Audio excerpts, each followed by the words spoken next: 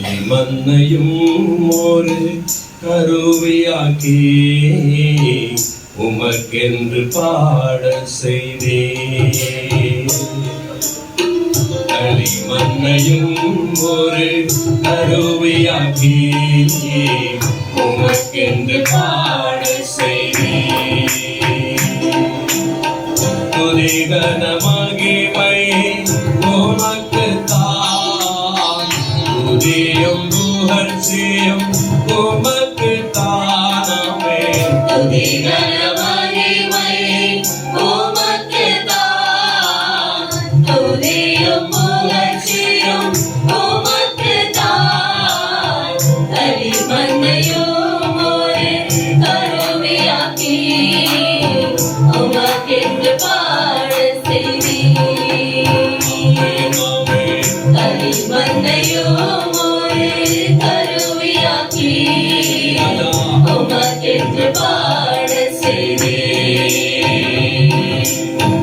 ஒன்றுக்கும் உதவாத என்னை அழைத்தீர், உன்னத அன்பால் என்னை நேசித்தீர்.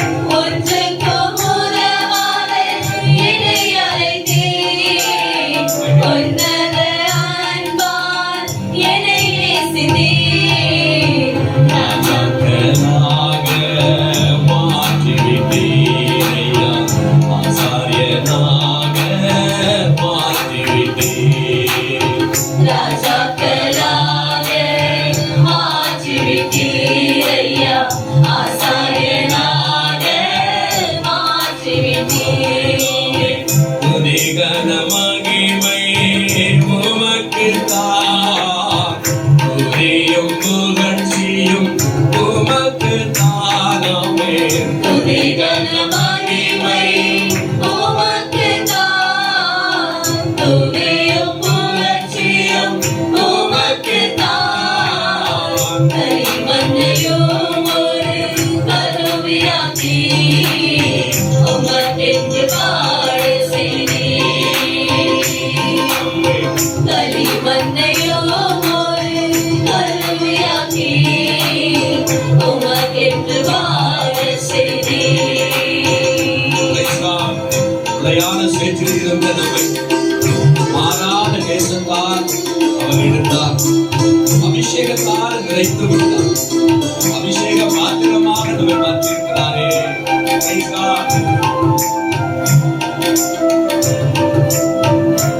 கரங்களை தட்டி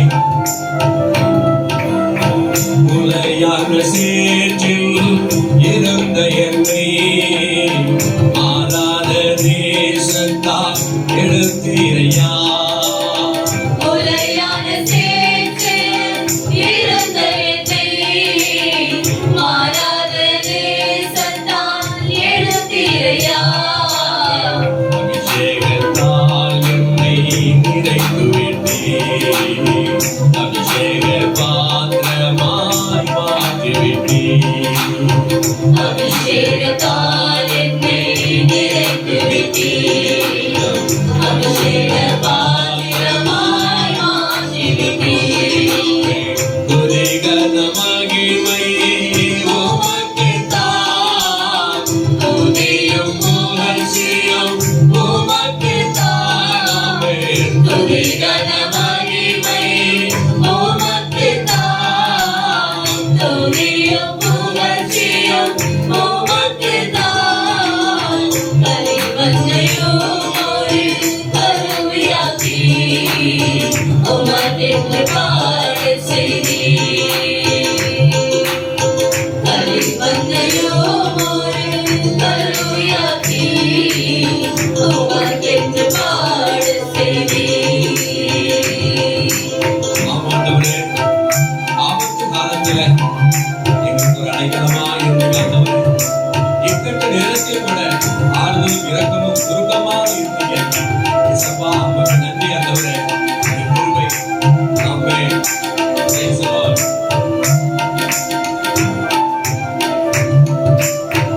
ஆபத்து காலத்தில் அடைக்கலமே, இக்கட்டு நேரத்தில் ஆறுதலே. ஆபத்து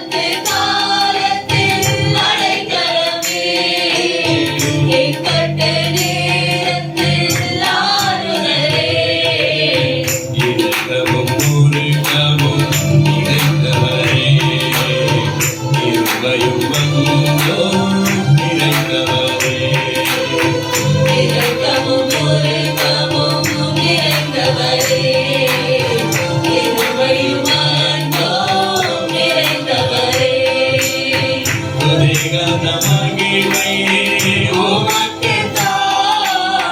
துதியும் புகழ்ச்சியும் உமக்குத்தான். துதி கன மகிமையும் உமக்குத்தான். துதியும் புகழ்ச்சியும் உமக்குத்தான்.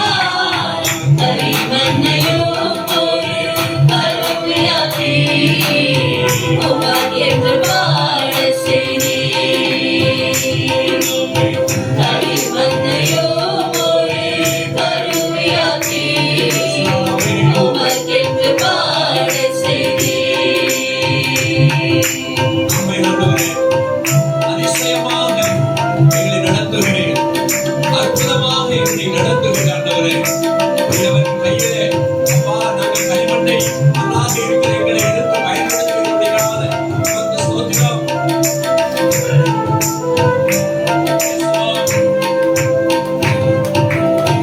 அதிசயமாய் என்னை நடத்துகிறீர், அற்புதமாய் என்னை நடத்துகிறீர்.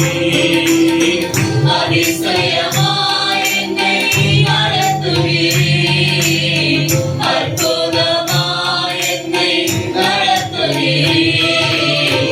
அதிசய தூயவனே ஸ்தோத்திரமையா, அற்புத நாயகனே ஸ்தோத்திரமையா.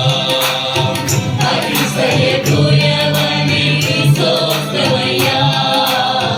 அற்புத நாயகனே ஸ்தோத்திரமையா. துதி கன மகிமை உமக்குத்தான். துதியும் புகழ்ச்சியும் உமக்குத்தான். துதி கன மகிமை உமக்குத்தான். துதியும் புகழ்ச்சியும் உமக்குத்தான். கரிமண்ணையும் ஒரு கருவியாக்கி உமக்கென்று பாட செய்தீர். கரிமண்ணையும் ஒரு கருவியாக்கி உமக்கென்று பாட செய்தீர். என்று பாட செய்தீர். ஆமென்.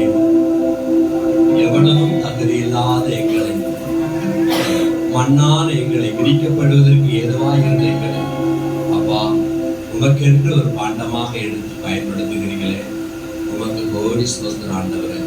நாங்கள் இருப்பதும் எல்லாரும் இருப்பதும் உங்க சுத்த கிருபை ஆண்டவரே. உடைய கிருபை நினைத்து நன்றியுள்ள இதயத்தோடு உம்மை நோக்கி பார்க்கிறோம். எங்களை இவ்வளவாக அன்பு கூர்ந்தீங்களே, உமக்கு ஸ்தோத்திரம். உங்க நாமம் மகிமைப்படுவதாக. எங்களை ஒருபோதும் கைவிடாத தகப்பன், நம்மை ஒருபோதும் அவர் கைவிடார். சாத்தானின் சேனைகள் வந்தாலும் சரி, நாச மோசங்கள் இருந்தாலும் சேனைகளின் கர்த்தர் இயேசு நமக்காக யுத்தங்கள் செய்வார். ஆமென். சி மைனர் கைவிடார், இயேசு கைவிடார், நம்மை ஒருபோதும் அவர் கைவிடார் என்று சொல்லி அவர் நான் உன்னை விட்டு விலகுவதில்லை, உன்னை கைவிடுவதில்லை என்று சொல்லி இருக்கிறார். ஆகவே பாடல் மூலமாய் கர்த்தர் நினைவு மதிப்பீப்படுத்துவாங்க. Praise Lord. கைவிடார் இயேசு கைவிடார், நம்மை ஒருபோதும் அவர் கைவிடார். கைவிடார் இயேசு கைவிடார், நம்மை ஒருபோதும் அவர் கைவிடார். கைவிடார் இயேசு கைவிடார், நம்மை ஒருபோதும் அவர் கைவிடார். நம்மை ஒருபோதும் அவர் கைவிடார். Praise Lord. சாத்தானின் சிக்கல் வந்தாலும், நாச மோசங்கள் நேர்ந்தாலும்,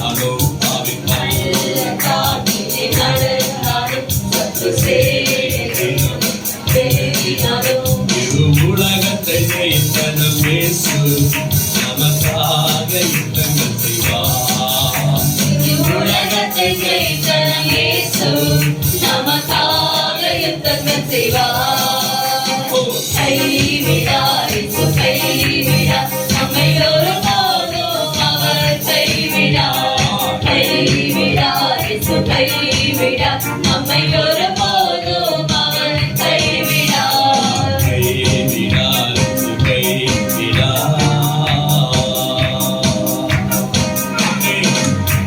மக்கள் யாவரும் நம்மை பகைத்திட்டாலும் எந்த காரணமும் என்று எண்ணி நகைத்திட்டாலும் கர்த்தரான இயேசு தயவான கிருபை செய்வார். மக்கள் யாவரும் நம்மை பகைத்திட்டாலும் காரணமின்றி எண்ணி நகைத்திட்டாலும் மக்கள் யாவரும் நம்மை பகைத்திட்டாலும் எந்த காரணமின்றி எண்ணி நகைத்திட்டாலும் கர்த்தராம் நம் இயேசு தயவான கிருபை செய்வார். கர்த்தராம் நம் இயேசு தயவான கிருபை செய்வார். கைவிடார் இயேசு கைவிடார் அவர் ஒருபோதும் அவர் கைவிடார். கைவிடார் இயேசு கைவிடார் நம்மை ஒருபோதும் அவர் கைவிடார். கைவிடார் கைவிடார்.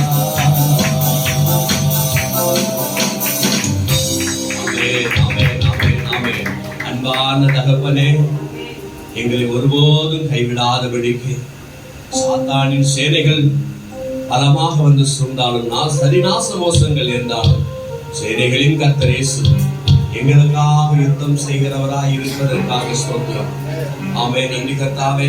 உங்க நாமமே மேலானது, உங்க நாமமே மேலானது. ஆமே ஆமே. மறவாதவர், கைவிடாதவர், உள்ளங்கையில் நம்மை வரைந்து வைத்து அழகு பார்த்தது. ஆமென். அல்லேலூயா அல்லேலூயா. அவருடைய நாமமே மேலானது. மறவாதவர், கைவிடாதவர், என்னை தம் உள்ளங்கையில் வரைந்து வைத்தவர். அன்பு ஒன்றே போர் மாறாதையா, அன்பு ஒன்றே மறையாதையா, அன்பில் முழுகலும் நிழலில் மறையும். மறவாதவர், கைவிடாதவர், என்னை தம் உள்ளம் கையில் வரைந்து வைத்தவர். மறவாதவர், கைவிடாதவர், என்னை தம் உள்ளங்கையில் வரைந்து வைப்பவர். அன்பொன்றே மாறாதையா, அன்பொன்றே மறையாதையா, அன்பொன்றே மாறாதையா, அன்பொன்றே மறையாதையா, அன்பே முருகனோ பொன்னிலே மறையனோ, அன்பே முருகனோ பொன்னிலே மறையனோ. மறவாதவர், கைவிடாதவர், என்னை தம் உள்ளங்கையில் வரைந்து வைத்தவர். மறவாதவர், கைவிடாதவர், என்னை தம் உள்ளங்கையில் வரைந்து வைத்தவர். தீங்கு நாளில் என்னை கூடார மறைவில் ஒளித்தென்னை பாதுகாத்து கண்களை தீங்கு நாளில் என்னை கூடார மறைவில் ஒளித்தென்னை பாதுகாத்து கண்மலையில் நிறுத்தினீர்.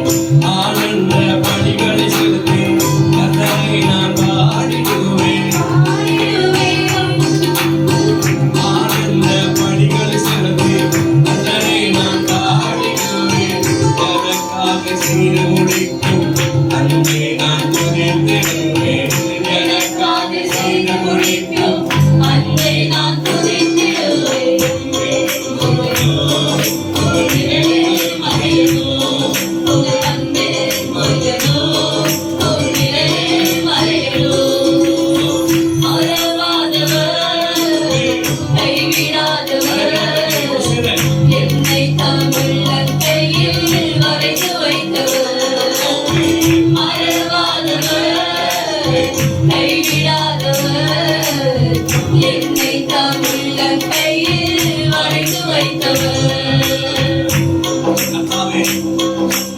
என்னை ஆராய்ந்து அறிந்திருக்கிறேன். என் நினைவும் என் வழியும் உமக்கு மறைவாக இல்லையே. என்னுடைய ஆவிக்கு மறைவாக எங்கே போனேன்? சமூகத்தை விட்டு எங்கே நான் ஓடிடுவேன்? உனக்கு முன்பாக மறைந்திருக்க முடியாதப்பா.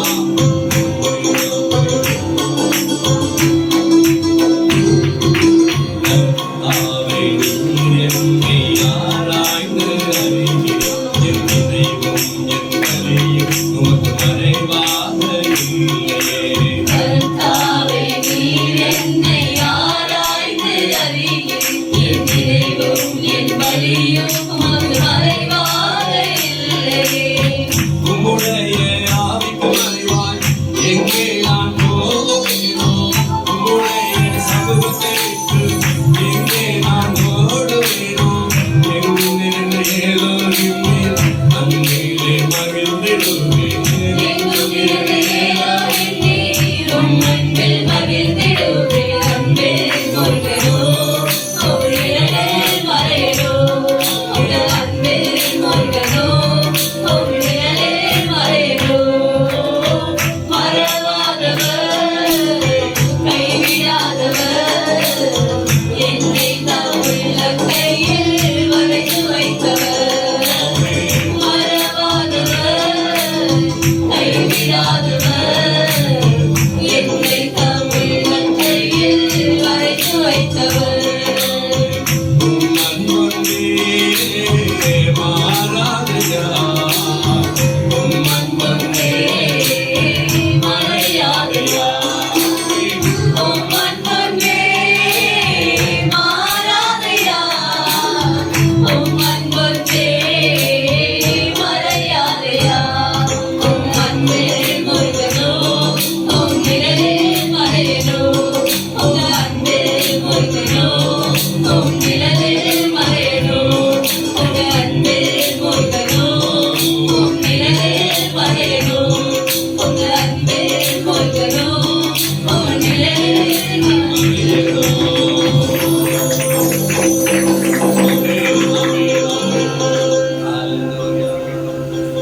தீங்கு நாளில் என்னை கூடார மறைவில் ஒளித்தென்னை பாதுகாத்து கண்மலை மேல் நிறுத்தினீர். தீங்கு நாளில் என்னை கூடார மறைவில் ஒளித்தென்னை பாதுகாத்து கண்மலை மேல் நிறுத்தினீர். ஆனந்த பலிகளை செலுத்தி கர்த்தரை நான் பாடிடுவேன். ஆனந்த பலிகளை செலுத்தி கர்த்தரை நான் பாடிடுவேன். எனக்காக செய்து முடிக்கும் அன்பை நான் துதித்திடுவேன். எனக்காக செய்து முடிக்கும் அன்பை நான் துதித்திடுவேன். மறையனோ, ஆண்டவரே, உங்கள் அன்பில் மூழ்கனோ, உம் நிழலில் மறையனோ. ஆமென். அப்பா, உமக்கு ஸ்தோத்திரம். அப்பா, உம்முடைய கிருபைக்காக ஸ்தோத்திரம் ஆண்டவரே. உங்க அன்பில் மூழ்கி உம் நிழலில் மறைந்து ஆண்டவரே, தீங்கு நாளிலே எங்களை உங்களுடைய கூடார மறைவிலே ஒளித்து வைத்து பாதுகாக்கிறதுக்காக ஸ்தோத்திரம். நாச மோசங்கள் எங்களுக்கு நேரிடாதபடிக்கு ஒவ்வொரு நாளும் எங்களை கண்மணியை போல காத்து நடத்துகிற கர்த்தாவே, உங்க நாமமே மேலானது மகிமைப்படுவதாக. எல்லாரும் எழுந்திருந்து நாம் என்னை ஜெனிப்பிச்சவர் நீர்தான், என்னை பெற்றெடுத்தவர் நீர்தான்.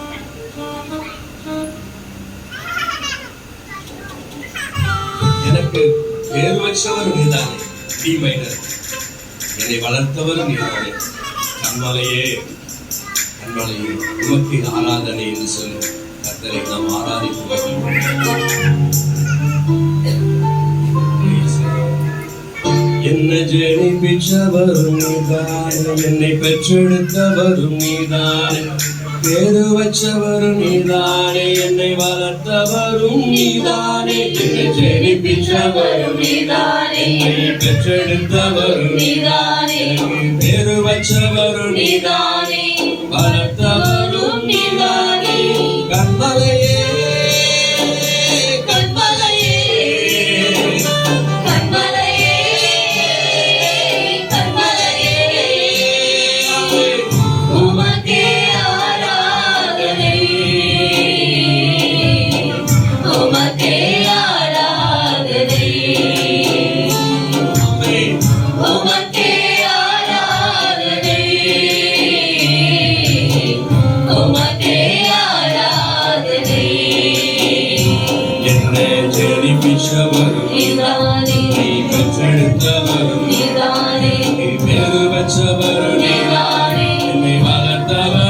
நீதானே, தேடி பெற்றவரும் நீதானே, என்னை பெற்றெடுத்தவரும் நீதானே, என்னை பெருமற்றவரும் நீதானே, என்னை மதித்தவரும் நீதானே. கண்மலையே கண்மலையே கண்மலையே, கண்மலையே, உமக்கே ஆராதனை, உமக்கே ஆராதனை, உமக்கே ஆராதனை, உமக்கே ஆராதனை. தாயின் நன்பிலோ மேலான அன்பு, அளவே இல்லாத உண்மையான அன்பு. தாயின் அன்பிலும் மேலான அன்பு, அளவே இல்லாத உண்மையான அன்பு. எனக்காக அடிக்கப்பட்டீர், எனக்காக நொறுக்கப்பட்டீர், நான் பாட மறித்தீரே, நான் பாட மறித்தீரே, எனக்காக உயிர்த்தீரே, அவே, எனக்காக உயிர்த்தீரே, அவே, எனக்காக உயிர்த்தீரே. உமக்கே ஆராதனை, உமக்கே ஆராதனை, உமக்கே ஆராதனை, உமக்கே ஆராதனை. என்மேல் கிருபை வைத்து ரட்சிப்பை தந்தவரே, இதற்கு ஈடு இணை பூமியிலே இல்லையப்பா. என்மேல் கிருபை வைத்து ரட்சிப்பை தந்தவரே, இதற்கு ஈடு பூமியிலே இல்லையப்பா. என் மேலே அன்பு வைத்து பரிகாரம் செய்தீரே, பாவமில்லை, மரணமில்லை, அம்மே, பாவமில்லை, மரணமில்லை, நித்திய ஜீவனை தந்தீரே, நித்திய ஜீவனை தந்தீரே, நித்திய ஜீவனை தந்தீரே, நித்திய ஜீவனை தந்தீரே. உமக்கே ஆராதனை, உமக்கே ஆராதனை, உமக்கே ஆராதனை, உமக்கே ஆராதனை. உமக்கு நிகரான தெய்வம் ஒன்றும் இல்லையப்பா, அகில உலகத்திற்கும் ஆண்டவரும் நீதானே. உமக்கு நிகரான தெய்வம் ஒன்றும் இல்லையப்பா, அகில உலகத்திற்கும் ஆண்டவரும் நீதானே. முடிவில்லா ராஜ்யத்தை அரசாளும் தெய்வம் நீரே, கண்ணீரெல்லாம் துடைத்திடுவீர்,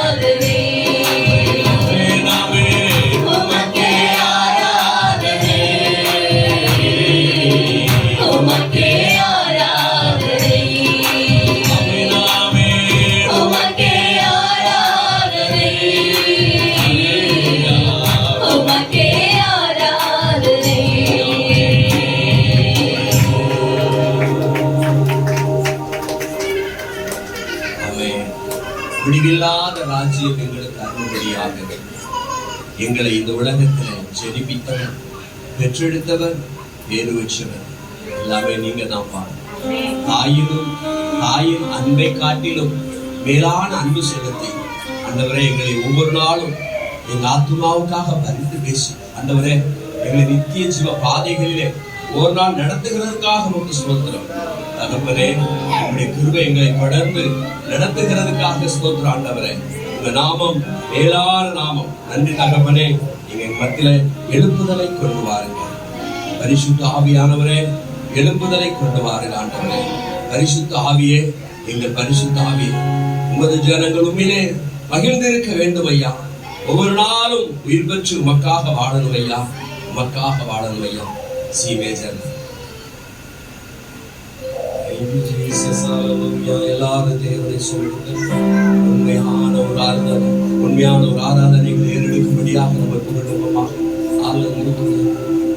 எழுப்புதலை கொண்டு வாங்க பரிசுத்த ஆவியே,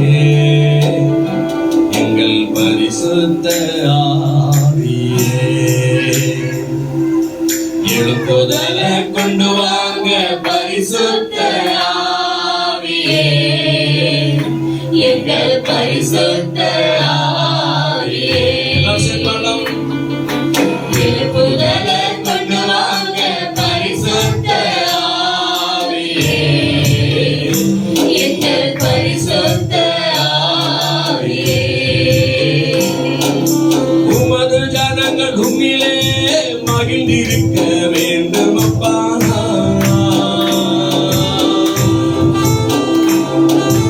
உமது ஜனங்கள் உம்மிலே மகிழ்ந்திருக்க வேண்டும் அப்பா.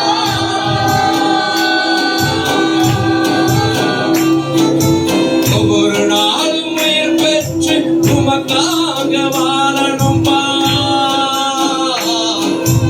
ஒவ்வொரு நாளும் உயிர் பெற்று உமக்காக வாழணும்பா.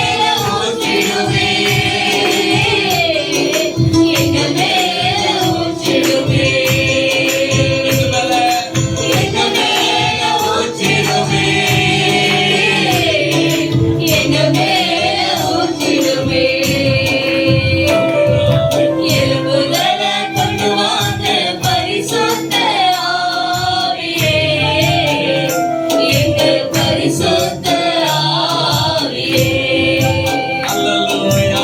எழுப்புதலை கொண்டு வாங்க பரிசுத்த ஆவியே எங்கள் பரிசுத்த ஆவியே என் வீட்டு அறையினிலே அபிஷேகத்தை ஊற்றினீரே.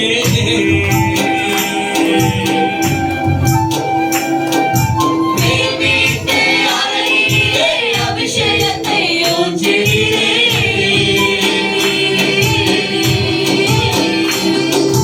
மாம்சமான யாவர் மேலும் உங்க ஆவி ஊற்றிடுவே.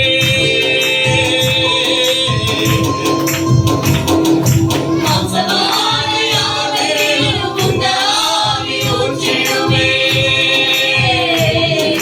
உங்க ஆவி ஊற்றிடுவே. உங்க ஆவி ஊற்றிடுவே. உங்க ஆவி ஊற்றிடுவே. உங்க ஆவி ஊற்றிடுவே. எழுப்புதலை கொண்டு வாங்க பரிசுத்த ஆவியே எங்கள் பரிசுத்த ஆவியே எழுப்புதலை கொண்டு வாங்க பரிசுத்த ஆவியே எங்கள் பரிசுத்த ஆவியே பரிசுத்த ஆவியே பரிசுத்த ஆவியே. கரங்களை தட்டி கர்த்தருக்கு மகிமை உண்டாகட்டும்.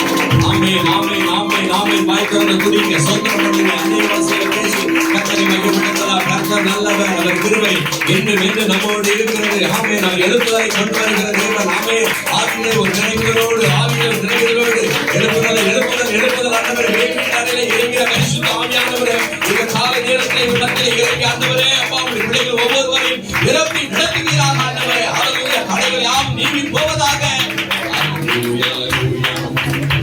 பாரத தேச எல்லைகளெங்கும் பரிசுத்தம் காண வேண்டுமே. ஆண்டவரே, எங்கள் பாரத தேசம் உங்களுடைய சமூகத்தின் என்பதாக இருக்கிறது. எங்க தேசத்தில் ஒரு எழுப்புதலை தந்து அப்பா உங்க ஆவியை ஊற்றி ஹல்லேலூயா ஒரு பெரிய எழுப்புதலை காணப்படும்படியாக நாங்கள் வேண்டுகிறோம். ஆமாண்டவரே, இயேசப்பா, இருளெல்லாம் நீங்களும் எங்க பாரத தேசத்தை சூழ்ந்திருக்கிற எல்லா மாய்மால கிரிகளில் இருள்கள் எல்லாம் விலகி போவதாக. பரிசுத்தர் இயேசுவே, உங்க நாமம் உயரணும், உங்க நாமத்தை அறிந்து கொள்ளணும். தடைகள் நீங்கட்டும். இன்னும் ஏராளமான போராட்டங்கள், இன்னும் ஏராளமான பிரச்சனைகளை சந்தித்துக் கொண்டிருக்கிற திருச்சபைகளிலே இயேசப்பாவின் வல்லமை வெளிப்படுவதாக, வல்லமை வெளிப்படுவதாக. ஊழியக்காரர்களை வல்லமையை பயன்படுத்துவீராக, ஊழியக்காரிகளை வல்லமையை பயன்படுத்துவீராக. ஒவ்வொரு விசுவாசிகளும் தேவனுடைய எழுப்புதல் காணப்படுவதாக. எங்கும் தேவனுக்காக எழுப்பி நின்ற கூட்டங்களை எழுப்புவீராக. எங்கள் தேசம் முழுவதும் இயேசப்பாவின் நாமம் மகிமைப்படத்தக்கதாக ஒரு எழுப்புதலின் அக்கினி வருவதாக என்று ஜெபிக்கிறோம். ஹல்லேலூயா. எங்கள் தேசம் இறை முதல் குமரி வரைக்கும் உள்ள தேசமாக ஆண்டவர் தேசத்திற்கு அபிஷேக மலைகள் பொழிவதாக, எழுப்புதல் மலைகள் பொழிவதாக. ஆண்டவரே, ஒவ்வொரு பிள்ளைகளையும் வாலிபனையும் சிறு பிள்ளைகளையும் எழுப்புவீராக. உமக்காக எழுந்து ஜொலிக்கிறவர்களாய் காணப்பட வேண்டும். பாரத தேச எல்லைகளிலே இருளெல்லாம் நீங்கணுமே.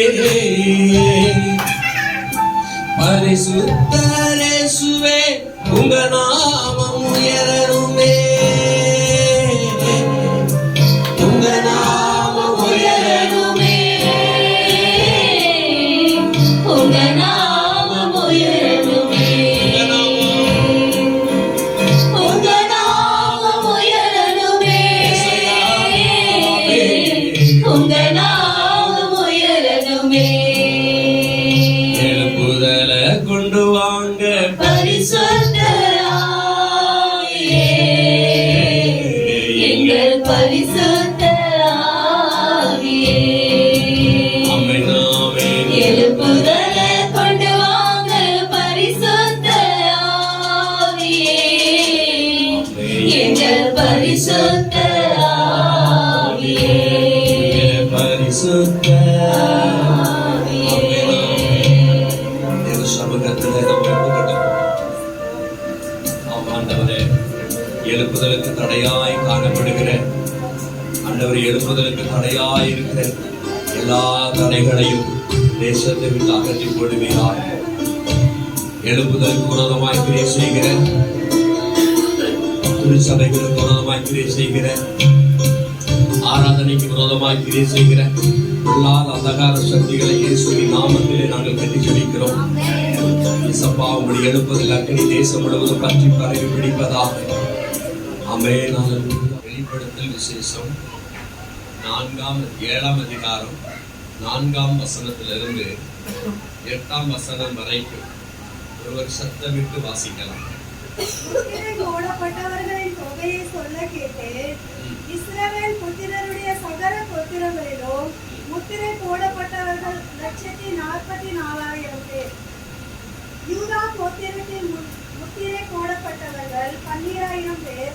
ரூபன் கோத்திரத்தில் முத்திரை போடப்பட்டவர்கள் 12,000. காத் கோத்திரத்தில் முத்திரை போடப்பட்டவர்கள் 12,000. ஆசேர் கோத்திரத்தில் முத்திரை போடப்பட்டவர்கள் 12,000. நப்தலி கோத்திரத்தில் முத்திரை போடப்பட்டவர்கள் 12,000. மனாசே கோத்திரத்தில் முத்திரை போடப்பட்டவர்கள் 12,000. சிமியோன் கோத்திரத்தில் முத்திரை போடப்பட்டவர்கள் 12,000. லேவி கோத்திரத்தில் முத்திரை போடப்பட்டவர்கள் 12,000. இசக்கார் கோத்திரத்தில் முத்திரை போடப்பட்டவர்கள் 12,000. செபுலோன் கோத்திரத்தில் முத்திரை போடப்பட்டவர்கள் 12,000. யோசேப்பு கோத்திரத்தில் முத்திரை போடப்பட்டவர்கள் 12,000. பென்யமீன் கோத்திரத்தில் முத்திரை போடப்பட்டவர்கள் 12,000. ஆக 1,44,000 பேர் தேவனுடைய ஊழியர்களாக அங்கே இது காண்பிக்கப்படுகிறது. தேவனுக்காக ஊழியம் செய்வதற்கு பிரித்தெடுக்கப்பட்ட ஒரு கூட்டம் 1,44,000 பேர். மற்றவர்கள் என்ன அப்படின்னு கேட்கறதுக்கு இல்லை இடம் கிடையாது. ஏன்னு சொன்னா, இவர்கள் உபத்திர காலத்திலே தேவனால் விசேஷித்த விதமாக தெரிந்தெடுத்து தேவனுடைய பாத்திரங்களாக மாற்றப்பட்டு ஆண்டருக்காக வைராக்கியமாய் ஊழியம் செய்கிறவர்கள். இன்றைக்கு நாம் செய்கிற ஊழியம் ஒரு ஸ்லோ மோஷன்ல போய்கிட்டு இருக்க ஊழியம். அப்படின்னா ஆத்தும பாரம், வைராக்கியம், ஆத்தும தாகம் இதெல்லாம் கொஞ்சம் குறைந்து காணப்படுகிறது. நினைச்சா ஊழியம் செய்கிறோம், நினைத்தா ஊழியம் பார்க்கிறோம், தேவையின் அடிப்படையிலே மாத்திரம் செய்கிறோம். ஒரு வைராக்கியமாக செயல்படவில்லை. ஏன்னா அப்படி கால சூழ்நிலைகள் அப்படி இருக்கிறது. நிறைய இடங்களில பல ஆராதனைகள் தடைப்பட்டு இருக்கிறது. பல விதமான கான்ஃபரன்ஸ்கள், பொதுக்கூட்டங்கள், கன்வென்ஷன்கள் இதெல்லாம் நடத்தப்படாமல் காணப்படுகிறது. ஆகவே ஒரு மங்கின சூழ்நிலை, இருள் சூழ்ந்த ஒரு சூழ்நிலை அப்படியாக காணப்படுகிறது. ஆகவே ஊழியம் விரிவடையாதபடிக்கு ஏதோ ஊழியம் ஓடிக்கொண்டிருக்கிறது அப்படி. ஆனால் இந்த காலத்துல தான், இந்த விதமான இந்த ரம்யமான இந்த காலத்துல ஆண்டவராகிய இயேசு கிறிஸ்து தாம் சொன்ன வாக்கு தத்தத்தின்படி அவர் தம்முடையவர்களை அழைத்து கொண்டு போகும்படியாக வரப்போகிறார். அல்லேலூயா சொல்லாமா? அல்லேலூயா. அவர்களை தம்மோடு கூட அழைத்து கொண்டு போன பிற்பாடு அதற்கு அப்புறம் யூதர்கள் இயேசுவை விசுவாசிப்பார்கள். இப்ப யூதர்கள் இயேசுவை விசுவாசிப்பது கிடையாது. அவர்கள் ரட்சிப்பு ரொம்ப குறைவா இருக்கிறது. புறஜாதி ஜனங்கள் ரட்சிக்கப்பட்டு கொண்டே இருக்கிறாங்க. ஆனா யூதர்களுக்குள்ள அந்த ரட்சிப்பு வரல. அவங்க இன்னும் அந்த பழைய ஏற்பாடு ஆகமங்கள், அதாவது பழைய ஏற்பாட்டுடைய பரிசுத்தவான்களை, ஆபிரகாம், மோசே, தாவீது, இவர்களை இன்னும் தெய்வங்களாகவே பார்த்து கொண்டு அன்றைக்கு கொடுக்கப்பட்ட தோரா என்கிற 5 ஆகமங்களை வைத்துக் கொண்டு இன்றைக்கும் அவர்கள் அதன் பிரகாரம் தான் உச்சரித்துக் கொண்டு செயல்பட்டு கொண்டிருக்கிறார்கள். அல்லேலூயா. அந்த எருசலேம் தேவாலயத்தின் மேற்கு சுவர், அதாவது அந்த சுவர் அழுகையின் சுவராக அந்த ஒரு சுவரை மட்டும் இப்படியே விட்டு வச்சு போயிட்டான். அது வேண்டாம் அப்படின்னு சொல்லி சுவரை இடிக்காம போட்டு போயிட்டான். அந்த அழுகையின் சுவர் என்று சொல்லப்படுகிற சுவரிலே அதுல இடுக்குகள் இருக்கிறது, சில குழிகள் இருக்கிறது, இடுக்கு. அதுல போய் காகிதத்துல எழுதி வைத்து உள்ளே திணிச்சு ஜெபம் பண்றாங்க. அப்படியே முட்டி முட்டியே ஜெபம் பண்றாங்க. இஸ்ரவேலின் தேசத்து ராஜா, இஸ்ரவேல் தேசத்து அதிபதி பென்யமின் நெதன்யாகு அவர்கள் அந்த இதுல போய் இடுக்குல சூரி வச்சுட்டு அவரும் ஜெபம் பண்றாரு, எங்க தேசத்தை ரட்சியும் அப்படின்னு சொல்லி ஜெபம் பண்றாரு. சரி, ஓகே. யூதர்கள். ஆனா இயேசு கிறிஸ்து நமக்காக அடிக்கப்பட்டு நமக்காக மரித்து நமக்காக உயிர்த்தெழுந்தார் என்கிற அந்த சிந்தை இல்லாதபடிக்கு அவர்கள் பழைய ஏற்பாடு காலங்களை தான் செய்வதற்கு முற்பட்டுக்கிட்டு இருக்காங்க. சரி, இப்படி இருக்கும்போது இந்த இயேசு கிறிஸ்து ரகசிய வருகையில தமக்காக ஆயத்தம் பண்ணப்பட்டிருக்களை அழைத்து கொண்டு போன பிற்பாடு கைவிடப்பட்ட மக்களாக உலகம் இருக்கும் பொழுது அன்றைக்கு ஒரு மாபெரும் எழுப்புதல் இந்த தேசத்திலே உண்டாகும். அந்த மாபெரும் எழுப்புதல் சொன்னா இப்போ போல கிடையாது. இப்ப நாம யார் ரசிக்கப்பட்டா என்ன, எனக்கு நமக்கு என்ன, இஷ்டம் தான் வர்றாங்க சர்ச்சுக்கு, இஷ்டம் இல்லாட்டா போறாங்க அப்படிங்கிற மாதிரி இருக்கு இல்லையா?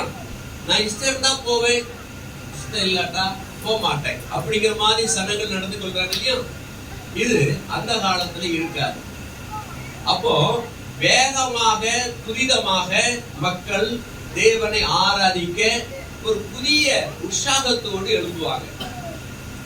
அவர்கள் மத்தியில பயம் இல்லாமல் தைரியமாய் ஊழியம் செய்வதற்கான ஒரு கூட்டத்தை தேவன் எழுப்ப இருக்கிறார். அந்த எழுப்புதலின் கூட்டத்துல இருக்கிறவங்க தான் யூதா, அந்த யாக்கோபின் கோத்திரத்தில், இஸ்ரவேல் கோத்திரத்தில் தெரிந்து கொள்ளப்பட்ட 1,44,000 பேர். அல்லேலூயா. இவர்கள் தான் சொல்லப்படுகிறது.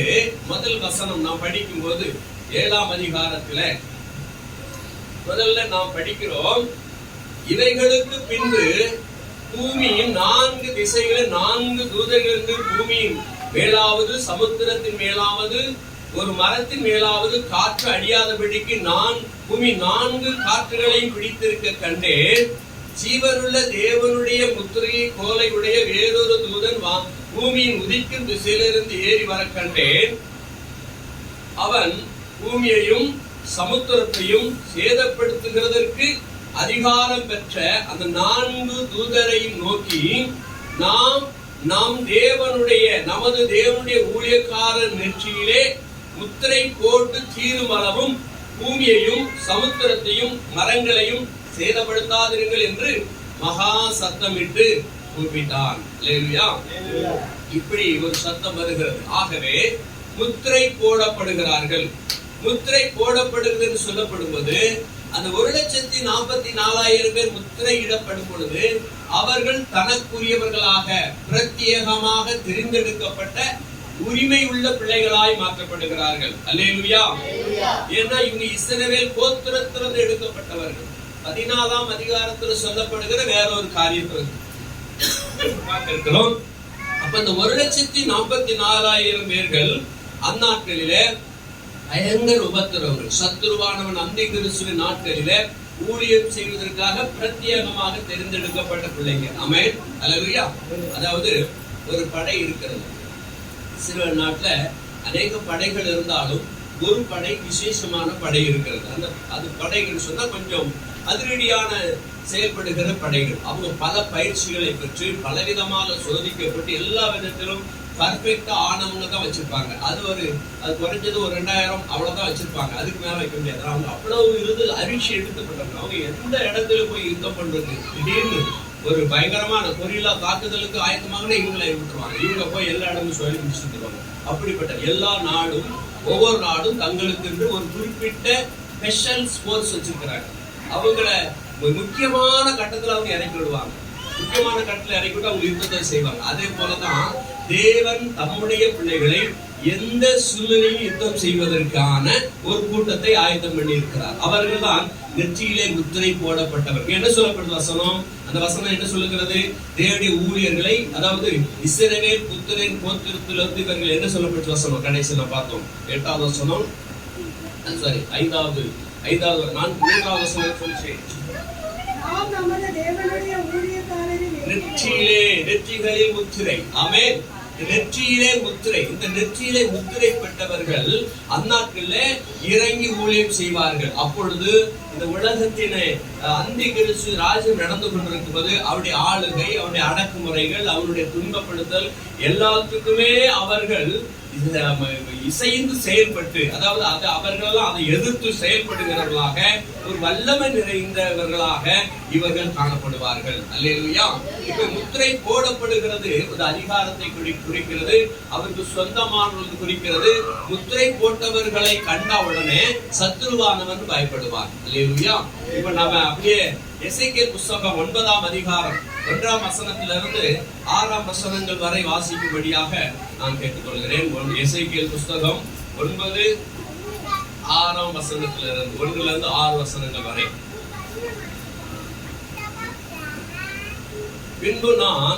பின்பு அவர் என் காதுகள் கேட்க மகா சத்தமாய் நகரத்தின் விசாரிப்புக்காரர் சங்கரிக்கும் ஆயுதங்களை தங்கள் கைகளில் பிடித்துக் கொண்டு வர கடவர்கள் என்று சொன்னார். அப்பொழுது இதோ 6 புருஷர் வெட்டுகிற ஆயுதங்களை தங்கள் கையிலே பிடித்துக் கொண்டு வடக்கே பார்த்த உயர்ந்த வாசலின் வழியில் இருந்து வந்தார்கள். அவர்களில் சணநூல் அங்கி தரித்து தன் அறையிலே கணக்கனுடைய மைக்குண்டை வைத்திருக்கிற ஒருவன் இருந்தான். அவர்கள் உள்ளே பிரவேசித்து வெண்கல பலிபீட தண்டையில் இருந்தார்கள். அப்பொழுது இஸ்ரவேலின் தேவனுடைய மகிமை கேருபீன்களின் மேலிருந்து எழும்பி ஆலயத்தின் வாசற்படியிலே வந்து சணநூல் அங்கி தரித்து தன் அறையிலே கணக்கனுடைய மைக்குண்டை வைத்திருக்கிற புருஷனை கூப்பிட்டு, கர்த்தர் அவனை நோக்கி, நீ எருசலேம் நகரம் எங்கும் உருவ போய் அதற்குள்ளே செய்யப்படுகிற சகல அருவருப்புகள் நிமித்தமும் பெருமூச்சு விட்டு அழுகிற மனுஷரின் நெற்றியிலே அடையாளம் போடு என்றார். பின்பு அவர் என் காதுகள் கேட்க மற்றவர்களை நோக்கி, நீங்கள் இவன் பின்னாலே நகரம் எங்கும் உருவ போய் வெட்டுங்கள்.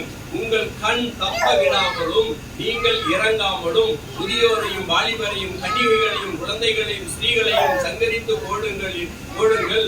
அடையாளம் போடப்பட்டிருக்கிற ஒருவனையும் கிட்டாதிருங்கள். என் பரிசுத்த ஸ்தலத்திலே துவக்குங்கள் என்று என் காதுகள் கேட்க சொன்னார். அப்பொழுது அவர்கள் ஆலயத்துக்கு முன்னே இருந்த மூப்பண்டத்தில் இருந்து துவக்க பண்ணினார்கள். அல்லேலூயா, அல்லேலூயா. அந்த முத்திரை போடப்படுகிறவர்கள் மேல யாரும் கை வைக்க கூடாது, வைக்க முடியாது. ஆமென், அல்லேலூயா. முத்திரை யாரெல்லாம் போடலையோ அவங்களை என்ன செய்யணுமா? வெட்டி வீழ்த்துங்க. ஏன்னா ஆலயத்துக்கு தேவனுக்கு விரோதமாக செய்த 8ஆம் வசன அதிகாரங்களை படிக்கும் போது தெரியும், தேவ சமூகத்துல அவங்க எசேக்கியேல் 8ஆம் அதிகாரத்தை பார்க்கும்போது தேவ சமூகத்துல இருந்து கிழக்கை, அதாவது பலிபீடத்தை மறைத்து கிழக்கை இருக்கும் சூரியனை அவர்கள் நமஸ்கரித்தார்களாம். அங்க யாருன்னு சொன்னா ஆசாரியர்கள். தேவ சமூகத்துல ஆசாரி ஊழியம் செய்கிறவர்கள், பரிசுத்தமாய் காணப்படுகிறவர்கள், தேவனுக்கு ஊழியம் செய்ய உண்மையான இருந்த ஊழியர்கள் இப்பொழுது எங்கன்னு சொன்னா சூரியனை நமஸ்கரிக்கிறார்கள். சூரியன் நமக்கு நமஸ்கரிப்பது உலகத்தான் நமஸ்கரிப்பார். அதுவே சூரியனை படைத்த தேவனை நமஸ்கரிப்பது தான் கிறிஸ்தவர்கள். அல்லேலூயா. அப்போ ஆண்டவரை நமஸ்கரிப்பதை விட்டு ஆண்டவரை முதுகு காட்டி சூரியன் நமஸ்கரிக்க, இதனால ஒரு சந்தானத்தை உண்டு பண்ணும்படியாக இங்க சொல்லப்படுகிறது. ஆகவே அவர்கள் இறங்கி வெட்ட ஆரம்பித்தார்கள். 1-2 தீமோத்தேயுவின் புத்தகம் 2ஆம் அதிகாரம் 19ஆம் வசனத்திலிருந்து ஒருத்தர் வாசிக்கலாம். 2 தீமோத்தேயு 2:19. ஆகிலும் தேவனுடைய உறுதியான அஸ்திவாரம் நிலைநிறுத்திருக்கிறது. கர்த்தர் தம்முடையவர்களை அறிவார் என்பதும், கிறிஸ்துவின் நாமத்தை சொல்லுகிற எவனும் அநியாயத்தை விட்டு விலக கடவான் என்பதும் அதற்கு முத்திரையாய் இருக்கிறது. ஆமென். அந்த வசனம் படிச்சோம். ஆகிலும் தேவனுடைய உறுதியான அஸ்திவாரம் நிலைத்திருக்கிறது. கர்த்தர் தம்முடையவர்களை அறிவார் என்பதும், கர்த்தர் தம்முடையவர்களை அறிவார். அல்லேலூயா. அதனாலதான் முத்திரை போடப்படுகிறது. முத்திரை போடப்பட்டவர்கள் அவருடையவர்கள். ஆமென். அல்லேலூயா. முத்திரை போடுவது எதற்காக? அவருடைய பிள்ளை என்கிற அதிகாரம் பெறுவதற்காக, அதிகாரத்தை கொடுப்பதற்காக. ஆமென். ஆகவே அவர்கள் முத்திரை போடப்படுகிறார்கள். ஆக இங்கு சொல்லப்படுகிறது, இஸ்ரவேல் கோத்திரத்திலிருந்து பிரித்தெடுக்கப்பட்ட புதிய விசுவாசிகள் பரிசுத்த ஆவியினால் பலப்படுத்தப்பட்டு உபத்திர காலத்தில் ஊழியம் செய்யும்படி முத்திரையிடப்பட்டார்கள். ஆமென். அல்லேலூயா. இந்த 1,44,000 பேர்கள் பலப்படுத்தப்படுகிறார்கள், திடப்படுத்தப்படுகிறார்கள். எந்த சூழ்நிலையிலும் போய் யுத்தம் பண்ணுவதற்கு அவர்கள் ஆயத்தப்படுத்துகிறார்கள். ஆமென். அல்லேலூயா. யுத்தம் என்று சொன்னால் அங்கே சுவிசேஷம் சொல்வதற்கு, இயேசுவை கர்த்தர் என்று அறிவிப்பதற்கு. அப்போ இப்ப இருப்பதை காட்டிலும் கவனிக்கிறீங்களா? ஜேடன் கோசி கோசி கோசி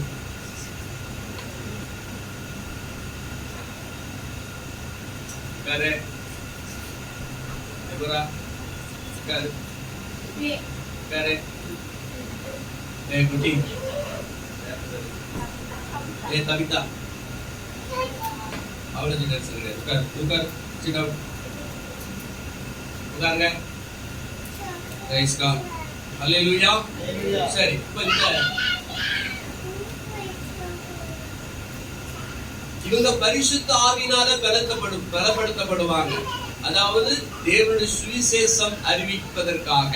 1,44,000 பேர் எதற்காக ஸ்பெஷலாக தேர்ந்தெடுக்கப்படுகிறான்னு சொன்னா, உபத்திர காலத்தின் நடுவிலே அந்த 7 வருஷ அரசாட்சி காரியத்துல இவங்க போய் மக்களுக்கு சுவிசேஷம் அறிவிப்பாங்க. அப்ப எப்படின்னா, இப்பத்தை விட, இப்ப நடக்கிற ஊழியத்தை விட அப்போ பல மடங்காக ஊழியம் நடக்கும்.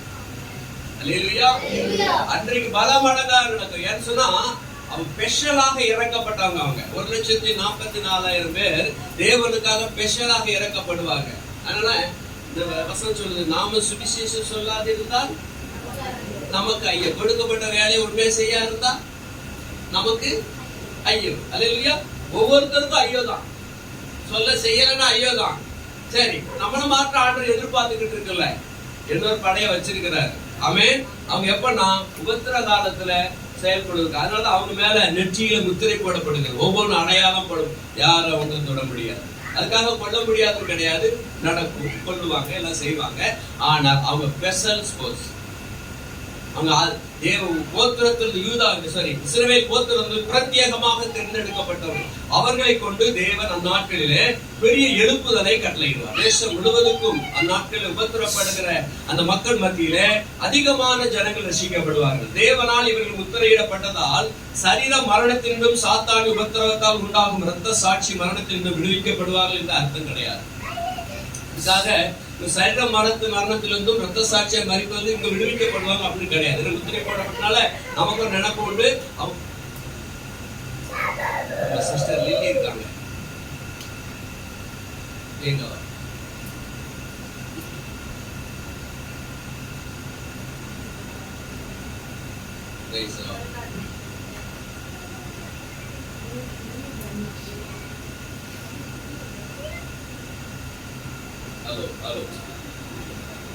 Hello check. Praise Lord, praise Lord. கர்த்தருக்கு ஸ்தோத்திரம். சரி, இவங்க இரத்த சாட்சி மரணத்திலிருந்து விடுவிக்கப்படுவார்கள் என்ற அர்த்தம் கிடையாது. ஏனினும் தேவனுடைய நேரடியான நியாய தீர்ப்பில் நின்றும் சாத்தானின் வேதனையிலிருந்தும் பாதுகாக்கப்படுவார்கள். लोगों की गवाही से बचाए जाएंगे, परमेश्वर की मंत्री के द्वारा भी बचाए जाएंगे करके वचन कहता है. இந்த ஸ்பெஷல் 1,44,000 பேர் இவ்விதமாக ஸ்பெஷலாக காணப்படுகிறபடினால தேவன் அவர்கள் மேல எப்பொழுதுமே கண்ணு கருத்துமாய் இருப்பார். और ये लोग परमेश्वर ने चुना, ये लोग परमेश्वर जो इनके ऊपर अपनी आंखों को निहार के रखते हैं. Hallelujah, hallelujah, hallelujah. சரி, இந்த இடத்துல வெளிப்படுத்தின விசேஷம் 9ஆம் அதிகாரம் 4ஆம் வசனம் சொல்கிறது, பூமியின் பிள்ளையும் பசுமையான எந்த பூண்டையும் எந்த மரத்தையும் சேதப்படுத்தாமல் தங்கள் நெற்றிகளில் மாத்திரம் தேவனுடைய முத்திரை தரித்திராத மனுஷரை மாத்திரம் சேதப்படுத்த அவைகளுக்கு உத்தரவு கொடுக்கப்பட்டது. और प्रकाशित वाक्य में 9वां अध्याय 14वां वचन कहता है, और उनसे कहा गया कि ना पृथ्वी की घास को, ना किसी हरियाली को, ना किसी पेड़ को हानि पहुंचा होगा केवल उन मनुष्यों को जिनके माथे पर परमेश्वर की मुहर नहीं है। அந்த நாட்களில ஒரு வெட்டுக்கிளிகள் அப்படியே வெட்டுக்கிளி புறப்பட்டு வந்து அநேகரை தீர்ந்துமா. और उन दोनों में जो लॉकर्स से आने की वो है, बहुत सारे लोगों को आकर वो वेदना पहुंचाएगा कर कहता है। 9ஆம் அதிகாரத்துல சொல்லப்பட்டிருக்கிறது.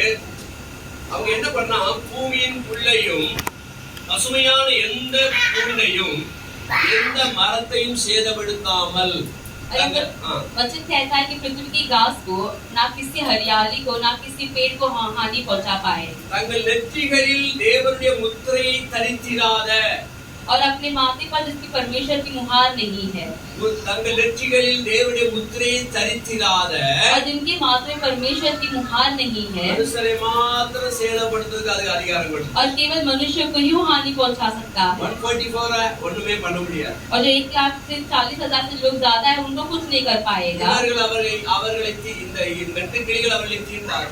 और ये जो उनको हानि नहीं पहुंचाएगी। வெட்டுக்கிளிக்கு இவ்வளவு விஷம் இருக்கா அப்படின்னு நமக்கு ஒரு சந்தேகம் வருது. और टिटिया को इतनी வெட்டுக்கிளிக்கு இவ்வளவு விஷம் இருக்குதா? जहर है क्या? அது பயங்கர பவராக காணப்படுகிறது. और उसे बहुत सामर्थ है करके हम देखते हैं। என்ன சொல்லப்படுதுன்னா, தேள்களின் வேதனைக்கு ஒப்பான வேதனை உண்டாயிருக்கு. और अगर वचन कहता है कि बच्चों की जो वेदना उनके द्वारा, तो उस प्रकार की वेदना होगी। வெட்டுக்கிளி கடிச்சுனா அவ்வளவு வேதனை இருக்குமா? और उस प्रकार जब टिटिया भी वो काटेंगे, उसी प्रकार का वेदना होगा। அந்த வெட்டுக்கிளி கொஞ்சம் வித்தியாசமான வெட்டுக்கிளியா வரும்போது தெரியுது. ऐसा लगता है कि वो जो टिटिया वो अलग प्रकार के होंगे करके। இப்போலாம் வெட்டுக்கிளி எங்க போகும்? और अभी की टिटिया वो कहाँ जाते हैं? கடந்த 2 வருடம் இருக்குன்னு நினைக்கிறேன். அப்படியே வெட்டுக்கிளி பஞ்சாப் மாகாணத்துல இருந்து அப்படியே உள்ள வந்துச்சு. और ऐसे 2 साल हुआ रहेगा कि पंजाब के उस नगर से जो टिटिया वो आ रही है। ஏராளமான கோதுமை மணிகளை அவர்கள் சாப்பிட்டுச்சு. और बहुत सारे गेहूं के दानों को उन्होंने खा लिया। யாரா கேள்விப்பட்டிருக்கீங்களா? किसी ने इसके बारे में सुना? வெட்டுக்கிளி இறங்கி और एक टिटिया उतर कर வயலெல்லாம் நாசம் பண்ணிடுச்சு. और सारे फसल को उसने नाश कर दिया। டன் கணக்குல கோதுமை சாப்பிட்டு தீர்ந்துச்சு.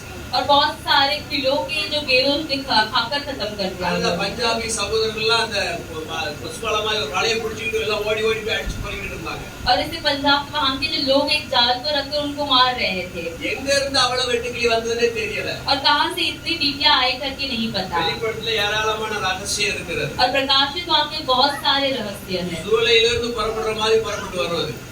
और जो है அவள புகை எழும்பு எப்படி சூரியன் எப்படி எழும்புதோ அதே போல அவங்க ஒரு நாள் புறப்பட்டு வெளியே வருவாங்க. सूर्य में से किस प्रकार एक धुआं आता है, उस प्रकार वो बढ़कर आती है। அது பயங்கரமாக இருக்கும். और बहुत ही भयंकर होगा। அது வெட்டுக்கிளிகள் விசேஷித்த விஷம் நிறைந்ததா காணப்படுகிறது. और टिटिया बहुत सारे प्रकार के जो जहर रहेगा करके देखते நம்ம हैं। இப்ப பாக்குற வெட்டுக்கிளிக்கு விஷம் கிடையாது. और आज के प्रोग्राम में हम जो टिटिया देखते हैं उसमें कोई भी जहर नहीं होता है। அது தானியத்தை சாப்பிடக்கூடியது. वो केवल गेहूं को खाती है। அல்லேலூயா. அல்லேலூயா. அதனுடைய கால்களெல்லாம் பார்த்தீங்கன்னா அப்படியே கருக்கான பட்டை மாதிரி இருக்கும் அதுக்கு. अगर उसके पैरों को हम देखें तो तलवार के समान एकदम वो नुकीला रहता है। கால்ல அப்படி இருக்காது. நம்ம கையில வச்சு பார்த்தா கையில நமக்கு அப்படியே முழுதுமா குத்தும். अगर उसे हाथ में पकड़ते कांटे के समान वो चुभता है அது हमें। ரெண்டு வாயின் கொடுக்கல் இப்படி இப்படி பண்ணும். और उनके दोनों के मुंह की और जो भी है वो एकदम அப்படியே அப்படி கடிச்சு சாப்பிடும். वैसे काट कर खा लेता है। ஆனா இதே மாதிரி வெட்டுக்கிளி விஷ நிறைந்ததாய் வர இருக்கிறது. लेकिन इसी प्रकार की टिटिया जो है एकदम जहरीली बनकर वो आएंगी। அவங்களுக்கு முத்திரை, அவங்களுக்கு அதிகாரம் और கொடுக்கப்பட்டிருக்கிறது. उनको अधिकार दिया गया है। தேவனுடைய நாமம் தங்கள் நெற்றிகளில் இல்லாதவர்களை மாத்திரம் தேடி தேடி சென்று கொள்ளுது.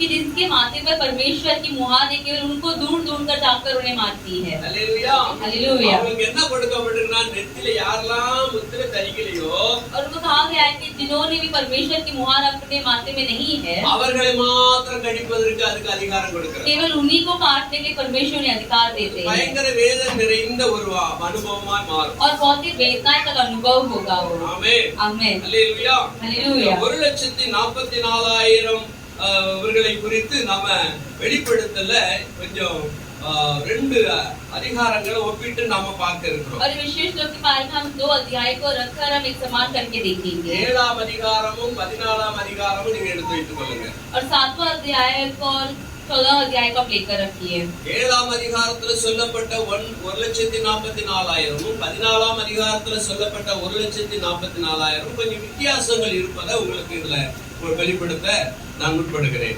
और दोनों गिनती में जो कहा गया 7वें और 14 अध्याय में उनके अंतर को आपको मैं बताऊंगा।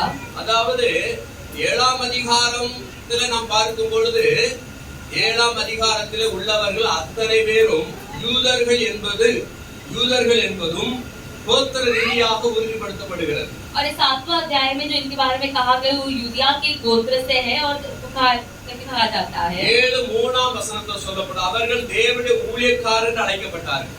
और साथ में तीसरा वचन कहता है कि परमेश्वर के दास करके कहे गए थे। 1,44,000 பேர் தேவனுடைய ஊழியக்காரர் என்று அழைக்கப்படுகிறார்கள். और 1,44,000 लोग जो परमेश्वर के दास थे। அதே 14ஆம் அதிகாரத்துல और इसी 14 अध्याय में வெளிப்படுபவர்கள் பூமியிலிருந்து மீட்டுக் கொள்ளப்பட்டவர்கள் और जो दिखाई देंगे जो है पृथ्वी से बचाए जो कहते वो लोग हैं। 14ஆம் அதிகாரம் 3வது வசனம் 14 अध्याय में तीसरा वचन அவங்க கோத்திரத்திலிருந்து எடுக்கப்பட்டவர்கள் கிடையாது. वो लोग जो है गोत्र में से उन्हें चुना नहीं गया है। பூமியிலிருந்து மீட்டுக் கொள்ளப்பட்டவர்கள் संसार के अंदर से उन्हें छुड़ाया गए लोग हैं। பூமியிலிருந்து தேவனுக்கும் ஆட்டுக்குட்டியானுக்கும் முன்பாக மீட்டுக் கொள்ளப்பட்டவர்கள் என்று குறிப்பிடப்படுகிறார்கள். और यहाँ पर कहा जाता है कि पृथ्वी से परमेश्वर और मेमने के सामने उन्हें छुड़ाए गए लोग हैं। இரண்டாவதாக और दूसरा 7வது அதிகாரத்தில் உள்ள 1,44,000 பேரும் தேவனுடைய முத்திரையை பெறுகிறார்கள்.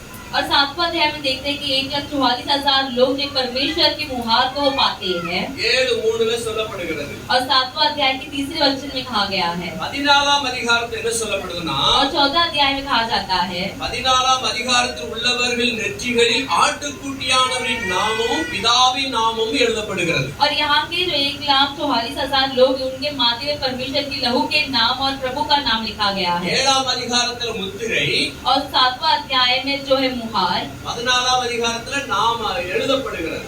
और 14 अध्याय में जो नाम लिखा जाता है उनके माथे में। அல்லேலூயா हालेलुया। படிக்கிறீங்களா? क्या सुन रहे हो? நான் தான் மூச்சு வாங்கிட்டு இருக்கேன். கொஞ்சம் கவனிங்க. கர்த்தருக்கு இந்த வார்த்தைக்கு செவி கொடுங்க.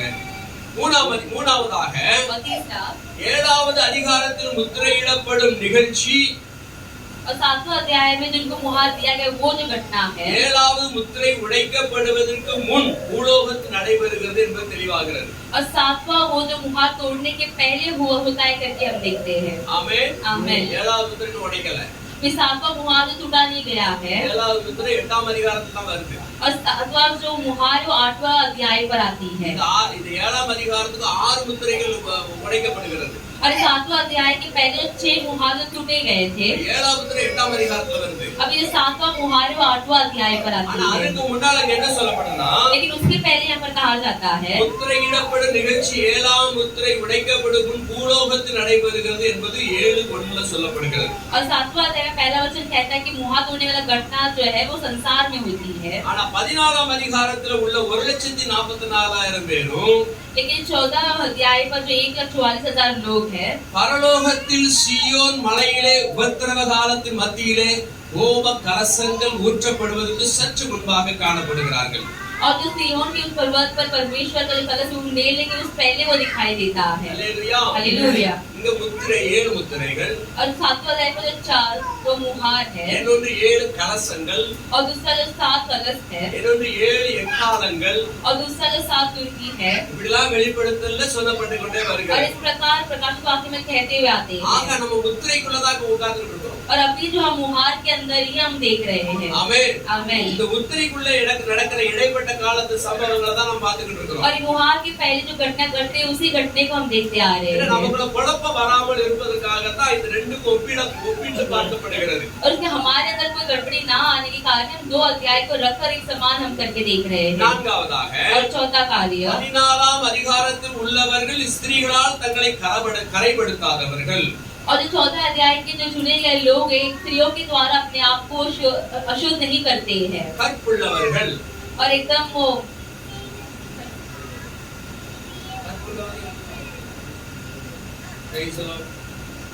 ஆட்டுக்குட்டியானவரை பின்பற்றுகிறவர்கள். और मेमने के पीछे जाने वाले लोग हैं। கற்புள்ளவர்கள் சொன்னால் தங்கள் பரிசுத்தத்தை காத்தவர்கள்.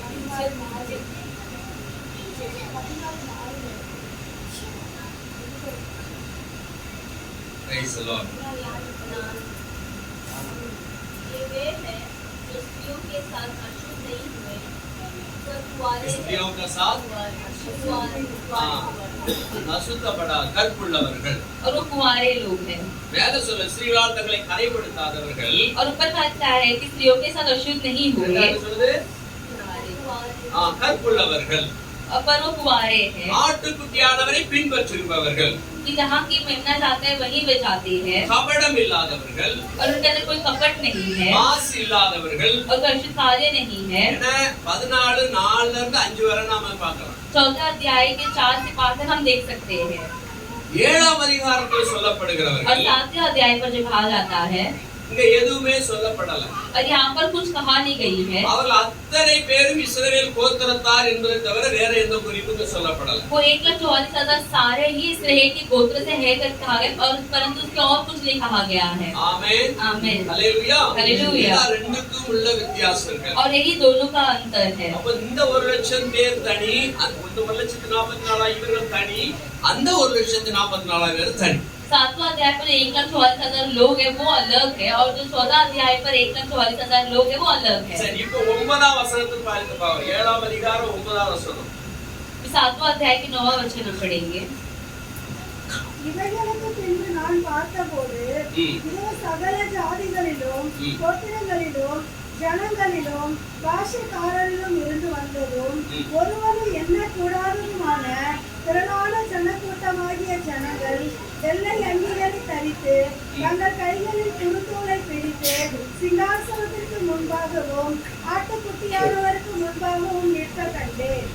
பிரைஸ் காட், ஹல்லேலூயா. ஹல்லேலூயா. சொல்லப்படுகிறது சகல ஜாதிகளிலும் சகல கோத்திரங்களிலும் ஜனங்களிலும் பாசைக்காரரிலும் இருந்து வந்ததும் ஒருவனும் எண்ணக்கூடாது. ஹல்லேலூயா. और यहाँ पर वचन कहता है, इसके बाद मैंने दृष्टि की और देखो हर एक जाति और कुल और लोग और भाषा में से एक ऐसी बड़ी भीड़ जिसके कोई गिन नहीं सकता था, श्रेष्ठ वस्त्र पहने और श्रेष्ठ वस्त्र पहने और अपने हाथों में खजूर की डालियां लिए हुए सिंहासन के सामने और मेमने के सामने खड़ी है। ஆமென், ஹல்லேலூயா. ஹல்லேலூயா. நம்ம வேதத்துல 6ஆம் அதிகாரத்துல நாம் படித்தோம். அந்த வெளிப்படுத்தல் விசேஷம் 6ஆம் அதிகாரம் 10வது 11வது வசனத்தை வாசிக்கலாமா?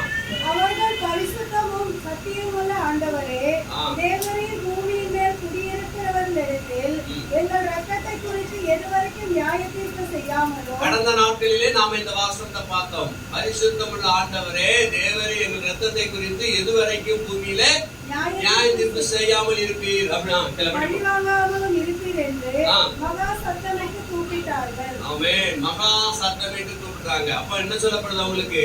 அப்பொழுது அவர்கள் ஒவ்வொருவருக்கும் வெள்ளை அங்கிகள் கொடுக்கப்பட்டது. அன்றையும் அவர்கள் தங்களை போல கொலை செய்யப்பட போகிறவர்களாகிய தங்கள் உடன்படிக்கைக்காரரும் தங்கள் சகோதரர் மாணவர்களின் தொகை நிறைவாகும் அளவும் இன்னும் கொஞ்ச காலம் இளைப்பாற வேண்டும் என்று அவர்களுக்கு சொல்லப்பட்டது. அல்லேலூயா சொல்லாமா?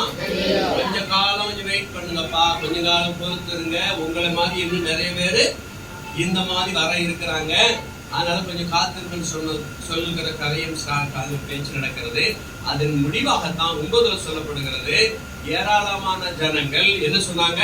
ஒருவனும் எண்ணக்கூடாதுமான திரளான கூட்டமாகிய ஜனங்கள் வெள்ளை அங்கிகளை தரித்து தங்கள் கைகளில் குருத்தோலைகளை பிடித்து சிங்காசனத்துக்கு முன்பாகவும் ஆட்டுக்குட்டியானவருக்கு முன்பாகவும் இருக்க கண்டேன். சரி, கீழே அங்க என்ன சொல்லப்படுகிறதுனா கீழே படிக்கலாமா? 9:10 வாசிக்கலாம். அவர்கள் மகா சத்தமிட்டு ரட்சிப்பின் மகிமை சிங்காசனத்தின் மேல் வீற்றிருக்கிற எங்கள் தேவனுக்கும் ஆட்டுக்குட்டியானவருக்கும் உண்டாவதாக என்று ஆர்ப்பரித்தார்கள். அல்லேலூயா.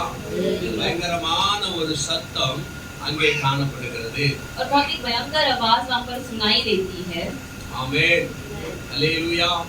சரி, இந்த இடத்துல நான் பார்க்கிறோம், குருத்தோலைகளை பிடித்து கொண்டு வருவதற்கு எதை குறித்து காணப்படுகிறது சொன்னால் ஒரு வெற்றியின் காரியத்தை குறிப்பிடுகிறது.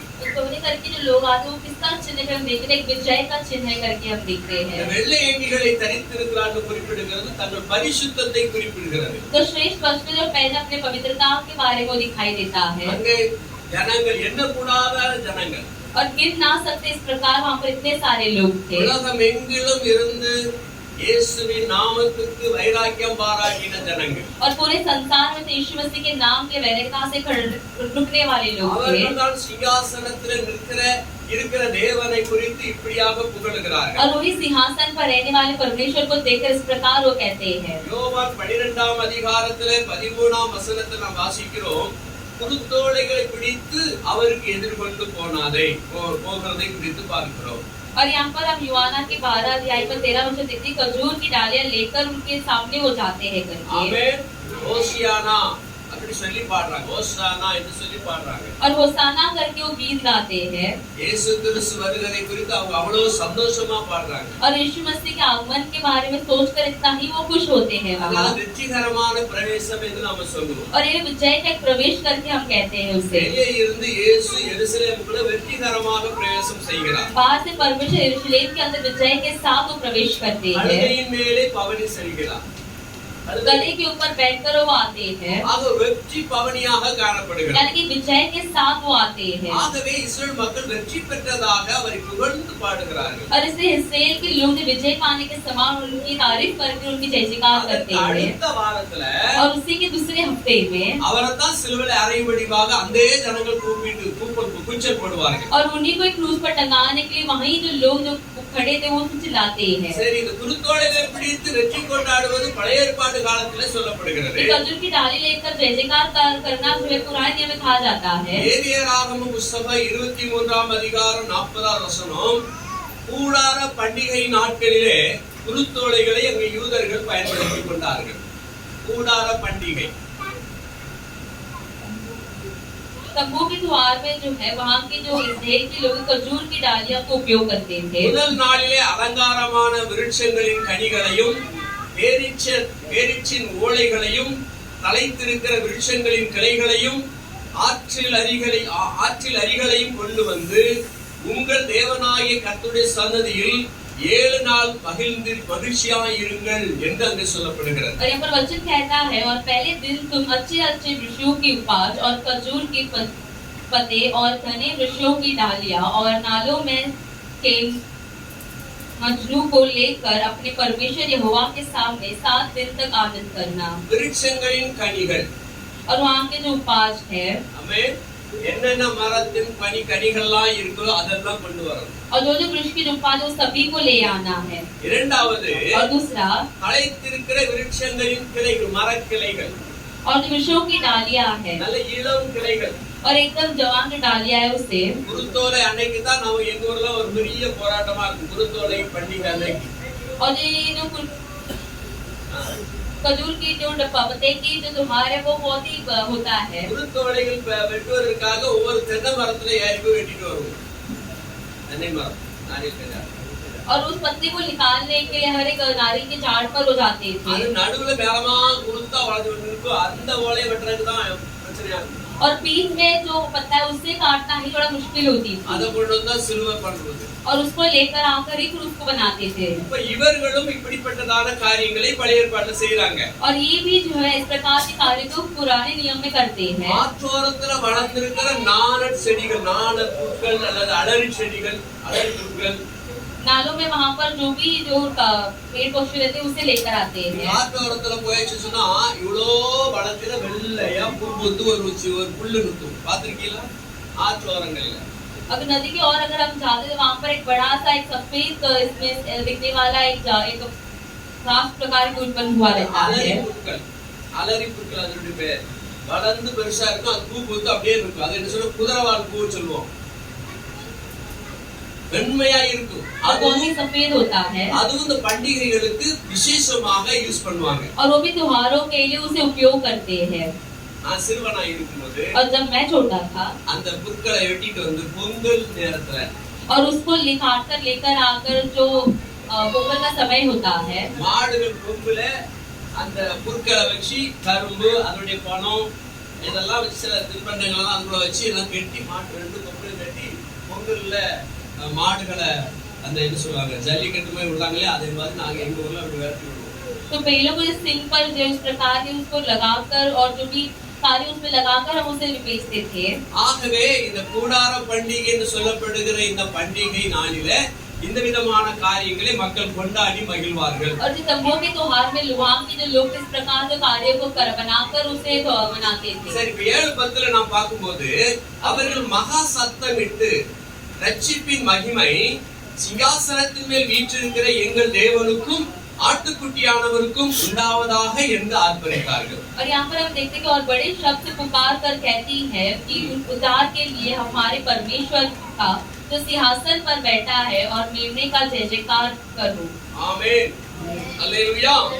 ஆட்டுக்குட்டியானவருக்கும் சிங்காசனத்திலே வீற்றிருக்கிறவருக்கும் ஒரு மகிமையை அங்கே செலுத்துகிறதை நாம இந்த வேதத்துல மூலமா அறிகிறோம். और यहाँ पर वचन के द्वारा हम जानते हैं कि सिंहासन पर बैठने वाले प्रभु और मेमने का जय जयकार होता है करके. இரண்டாவது உபத்திர காலத்தின் முடிவிலே மார்க்க சம்பந்தமான பாபிலோனும் அரசியல் சம்பந்தமான பாபிலோனும் அழிக்கப்பட்ட போதும் பாபிலோனில் உள்ள திரளான கூட்டத்தின் மகிழ்ச்சி இவ்வாறாக ஆர்ப்பரிக்கிறது குறித்து 19ஆம் அதிகாரம் 1ஆம் வசனத்துல நாம கவனிக்க முடியும். ஆமென். அல்லேலூயா.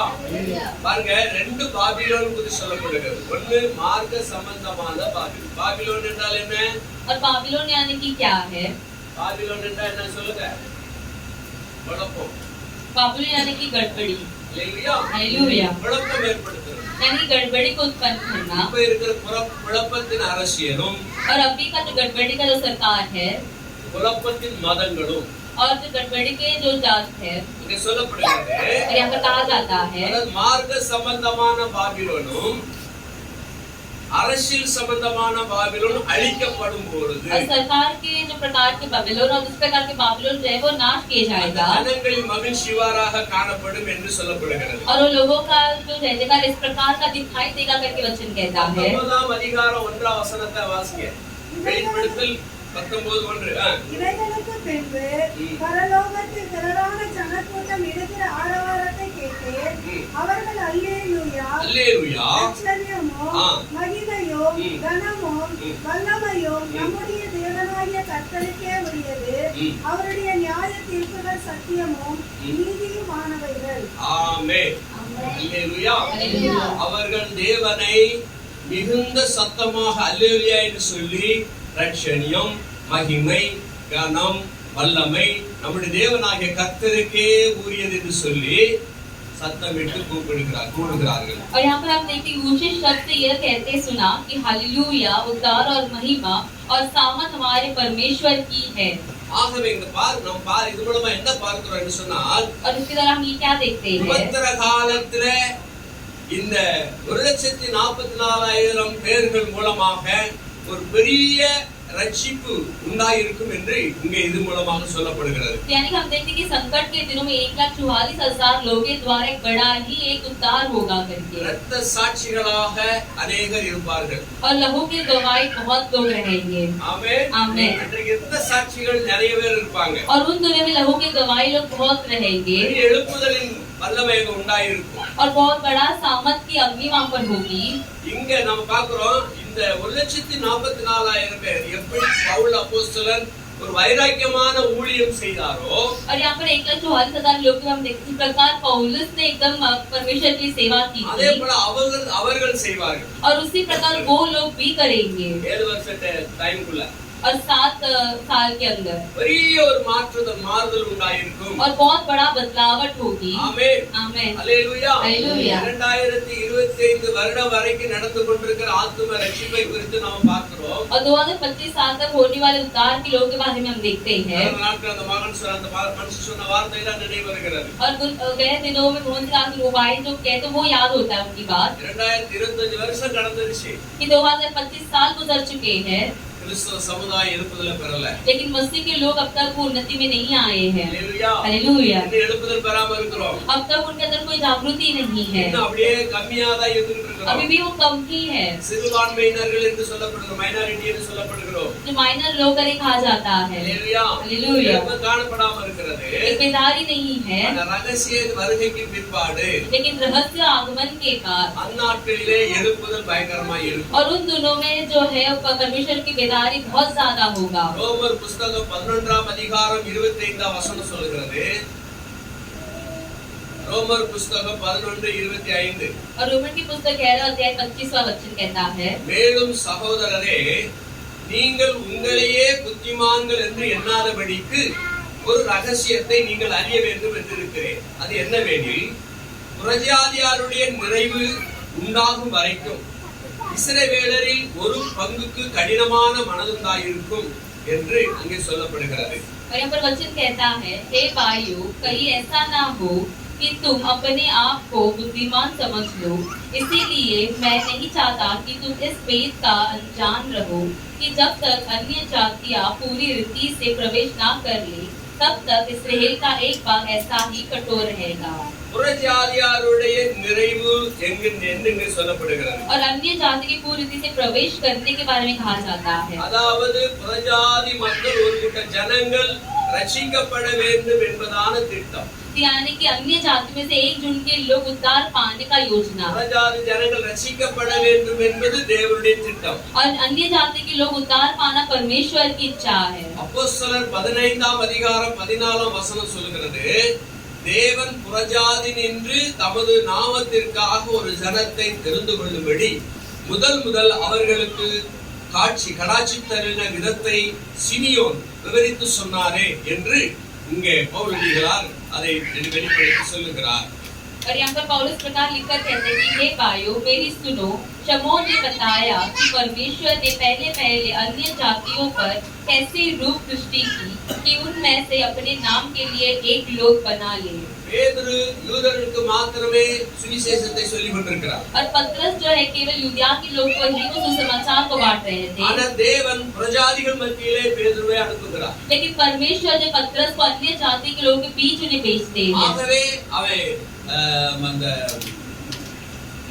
கொர்நேலி வீட்டுக்கு தேவன் பேதுருவை அனுப்புகிறார். और ऐसे परमेश्वर पतरस को जो है कोर्नेलियस नामक मनुष्य के घर पर उन्हें भेजते அவர் हैं। புறஜாதியா. और एक अन्य जाति का लोग मनुष्य है वो। சுவிசேஷம் யூதர்களுக்கு மாத்திரம் எழுதி கொண்டிருக்கிறார் இந்த பேதுரு. और पतरस ये सोचते हैं कि केवल सुसमाचार जो यूदिया के लोगों के लिए ही है सिर्फ। தேவனுடைய திட்டம் உலகமெங்கும் சுவிசேஷம் அறிவிக்கப்படணும். लेकिन परमेश्वर की यह योजना है कि पूरे संसार में परमेश्वर की जो सुसमाचार है बांटना है உலகமெங்கும் உள்ள ஜனங்கள் ரட்சிக்கப்படணும். और पूरे संसार के लोग उद्धार पाना है। அது ஆண்டவருடைய திட்டம். और ये परमेश्वर की योजना है। யூதர்கள் என்று சொல்லப்போனா और जब यूदिया के लोग करके हम कहते हैं 98 லட்சம் யூதர்கள் தான் இருக்கிறாங்களாம் எருசலேமில். और 90 से ज्यादा प्रतिशत लोग ज्यादा यूदिया में वही लोग हैं। உலகமெங்கும் சிதறி போன யூதர்கள் ஆங்காங்கே இருக்கிறாங்க.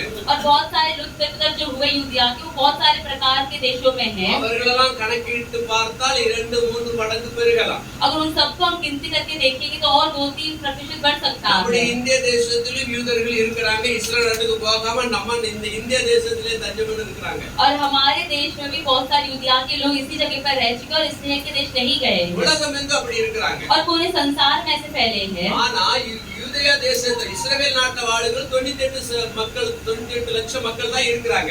और जो इस्राएल के देश में 90 से भी ज्यादा लाख लोग वहाँ पर हैं।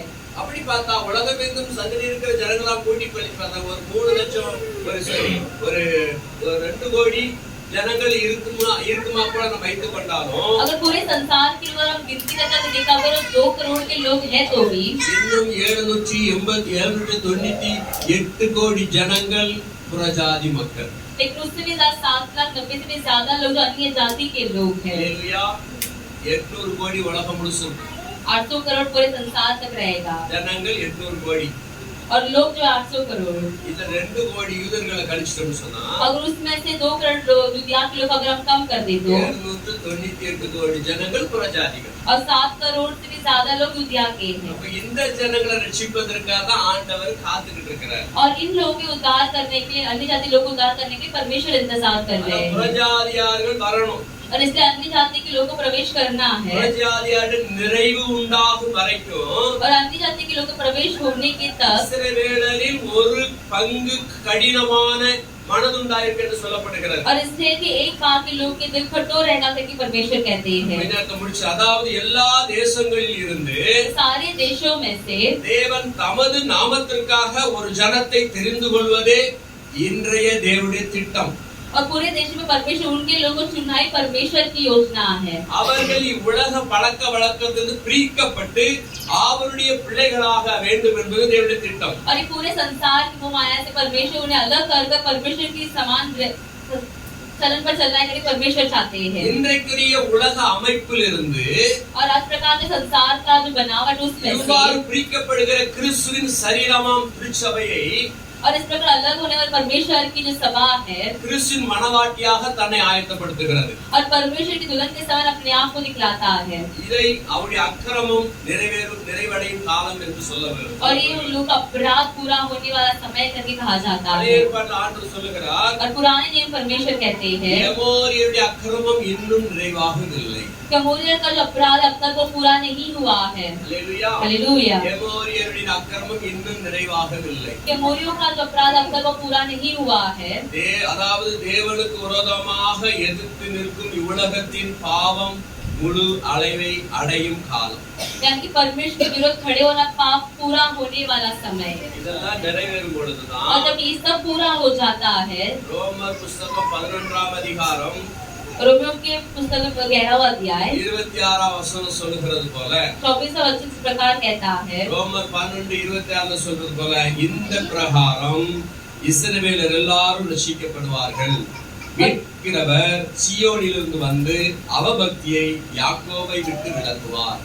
और यहाँ पर वचन कहता है और इस रीति से सारा इस्राएल उद्धार पाएगा जैसा लिखा है कि छुड़ाने वाला सियोन में आएगा और अभक्ति को याकूब से दूर करेगा. இப்ப இஸ்ரவேல் ரட்சிக்கப்படல, अभी इस्राएल लोग उद्धार नहीं पाए हैं, ஒரு காலத்துல ரட்சிக்கப்படுவார்கள். अभी आने वाले समय में उद्धार पाएंगे ஆனால் மீட்கிறவர் சீயோனிலிருந்து வந்து और छुड़ाने वाला सियोन से आकर அவபக்தி என்று சொல்லப்படுகிறது. अभी अभक्ति करे कहा जाता है, இயேசுவை விசுவாசியாத பக்தி உள்ளவர்கள். यानी कि यीशु पर विश्वास नहीं करते वो अभक्ति அந்த அவபக்தியை இஸ்ரவேல் நடுவில் நீக்கிவிடுவார். और उसी अभक्ति को परमेश्वर जो है दूर करेंगे इसराइल के लोगों அப்பொழுதுதான் से யூதர்கள் இயேசுவை ஏற்றுக்கொள்வார்கள். और तभी यूदिया के लोग जो परमेश्वर को स्वीकार करेंगे அப்பொழுது பெரிய ரட்சிப்பின் சந்தோஷம் உண்டாயிருக்கும். तो एक बहुत बड़ा उद्धार का जो एक आनंद का कार्य होगा. ஆமென். आमेन. அல்லேலூயா. हालेलुया. நம்மையும் புறஜாதி என்று பாராட்டு.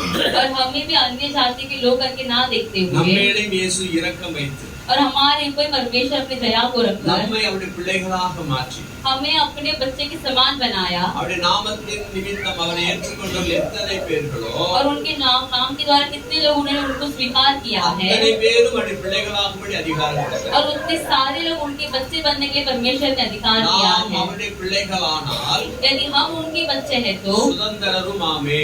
हम स्वतंत्र भी हुए हैं. ஆமே. आमेन. பரலோகம் நமக்கு உரியது. और स्वर्ग हमारा है நாட் ஒன்லி யூதர். और केवल यूदिया के लोग के ही नहीं है. அல்லேலூயா. हालेलुया. நமக்குரியதாக மாற்றப்பட்டு விட்டது. वो हमारा भी बनाया चुका है ஆண்டவர் வரும் நாட்கள் நெருங்கி விட்டது. और परमेश्वर आने वाला समय निकट आ चुकी है ஆக நம்மை ரட்சித்த தேவனுக்கு நாம் நன்றி சொல்ல வேண்டும். और इसलिए हमें उद्धार करने वाले प्रभु को हमें धन्यवाद कहना है. எல்லாரும் எழுந்திருந்து தேவனுக்கு நன்றிகளை ஏறெடுப்போம். हम सब खड़े होकर परमेश्वर को धन्यवाद देंगे. உலகத்தில் நிறைய பாவங்கள் இருக்கிறது. संसार में बहुत सारे पाप हैं தேவனுக்கு விரோதமாக மக்கள் எதிர்த்து நிற்கிறார்கள். और परमेश्वर विरोध लोग जो खड़े हो गए இந்த हैं பாவம் முழு அளவை அடையும் பொழுது और जब ये पाप अपनी पूरी रीति को कर लेता है पूरा தேவன் நியாயாதிபதியாய் வெளிப்படுவார். और परमेश्वर न्याय के रूप में आएगा ஹalleluya. ஆண்டவருக்கு நன்றிகளை ஏறெடுப்போம். और परमेश्वर को हम धन्यवाद देंगे. நன்றிகளை சொல்லுவோம். धन्यवाद हम कहेंगे. இயேசப்பா உமக்கு கோடி ஸ்தோத்திரம். यीशु आपको कोटि धन्यवाद ஆண்டவருக்கு நன்றிகளை ஏறெடுங்க. और प्रभु को आप धन्यवाद कहो. ஆமென் ஆமென் ஆமென் சொல்லுங்க. வயிற்றிலிருந்து எல்லாரும் ஸ்தோத்திரம் பண்ணுங்க. अपनी मुंह खोलकर सभी स्तुति कीजिए. ஹalleluya ஹalleluya. ஆவியானவரே உம்மாலே கூடாத அதிசயம் எதுவும் இல்லை. கூடாது என்ற வார்த்தைக்கு உம்மிடம் இடமே இல்லை. உம்மாலே கூடாத அதிசயம் எதுவும் இல்லை. கூடாது என்ற வார்த்தைக்கு உம்மிடம் இடமே இல்லை. உம்மால் கூடாத காரியம் எதுவும் இல்லை.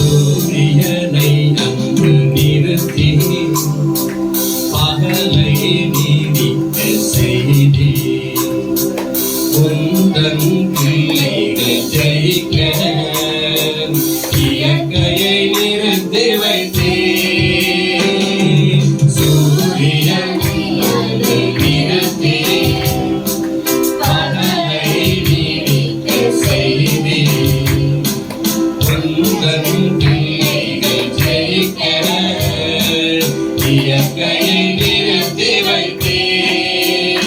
உம்மால் கூடாத காரியம் எதுவும் இல்லை. உம்மால் முடியாத அதிசயம் இங்கு எதுவும் இல்லை. உம்மால் கூடாத காரியம் எதுவும் இல்லை. உம்மால் முடியாத அதிசயம் இங்கு எதுவும் இல்லை. நீரின் வாயிலே காசை போன்ற செய்தீரே லேசா. என்றும் என் மூலம் பலத்த கிரியைகள் தொடரட்டுமே. நீரின் வாயிலே காசை போன்ற செய்தீரே லேசா. என்றும் என் மூலம் பலத்த கிரியைகள் தொடரட்டுமே. உம்மால் கூடாத காரியம் எதுவும் இல்லை. உம்மால் முடியாத அதிசயம் இங்கு எதுவும் இல்லை. உம்மால் கூடாத காரியம் எதுவும் இல்லை. உம்மால் முடியாத அதிசயம் இங்கு எதுவும் இல்லை. ஆமென். உம்மாலே எல்லாம் கொடுக்கத்தானே. सब कुछ संभव है प्रभु। உம்மாலாகாத காரியம் ஒன்று. असंभव कार्य कुछ नहीं। மிகுந்த ஆரவாரம் ஆர்ப்பரிப்பு நடப்பதை நாங்கள் பார்க்கிறோம். और बहुत ही ज्यादा जयजयकार होते हुए हम देख रहे हैं। விசேஷமாக தெரிந்து கொள்ளப்பட்ட 1,44,000 பேரை குறித்து நாங்கள் और பார்க்கிறோம். विशेष रूप से 1,44,000 लोग जो आप चुनते हैं उनके बारे में हम देखते हैं। அவர்கள் மேல் விசேஷமாக நாமம் தரிக்கப்படுகிறதை பார்க்கிறோம். வெற்றிகளிலே முத்திரை போடுகிறதை பார்க்கிறோம். और उनके पर विशेष रूप से उनके माथे पर मुहावरा का नाम लिखा जाता है करके हम देखते हैं। அவர்கள் உபத்திர காலத்திலே ஊழியம் செய்வதற்கு பிரித்தெடுக்கப்பட்டவர்களாக பார்க்கிறோம். और एकदम संकट के समय पर आपके लिए सेवा करने के लोग करके आपने चुना है करके हम देखते हैं। கர்த்தாவே, இந்த நாட்களிலே நாங்கள் ஊழியம் எவ்விதமாக செய்கிறோம் என்பதை நீர் அறிவீர்.